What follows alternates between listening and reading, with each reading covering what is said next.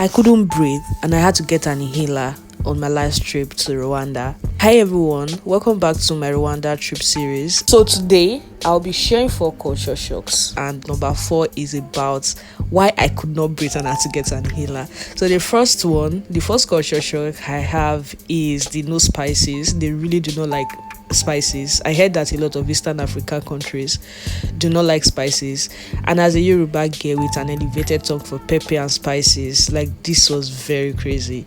However, I would say that at the Indaba event itself, they really tried their best to cater for different African countries, so the food there really had some seasoning. But then when I randomly went out to Kigali to actually explore their food, I was very surprised. So if you go to Kigali, you want to make sure you actually ask for extra spice or something. So like that's the best thing you can do.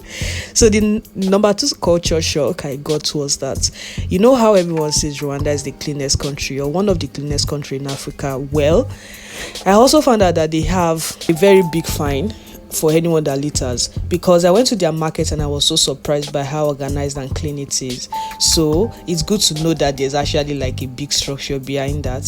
So number 3, the third culture shock, I would not say this is a culture shock like that. I would say it's more of like a fun fact that I really like enjoy, and I'm like, I really have to share this. In fact, I share this with everybody I can share it with.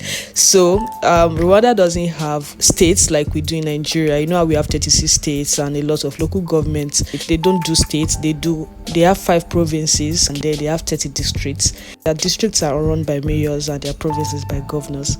So that was a very cool fact that I learned. This last culture shock is like the craziest one for me. So I realized 2 days after getting to Rwanda that I was having shortness of breath, and I had to get an inhaler. It felt like I wanted to die, and I thought it was a very individual experience until I asked some colleagues, especially those that came from Nigeria, and they told me they actually experienced something like that. I had to do my research, and I realized that it's because Kigali sits above 1,500 meters above sea level, and it means that the air has less oxygen. So if you're coming from like sea level like Nigeria, your body would need days to actually adjust to their weather. So I guess they don't call them a land of 1,000 hills for nothing, actually. So yes, those are the 4 culture shocks in Rwanda, and I hope you learned something new and cool. Follow me for more. In my next video, I'll be sharing how you can network at any event or conference, especially as an introvert. All right, see you then.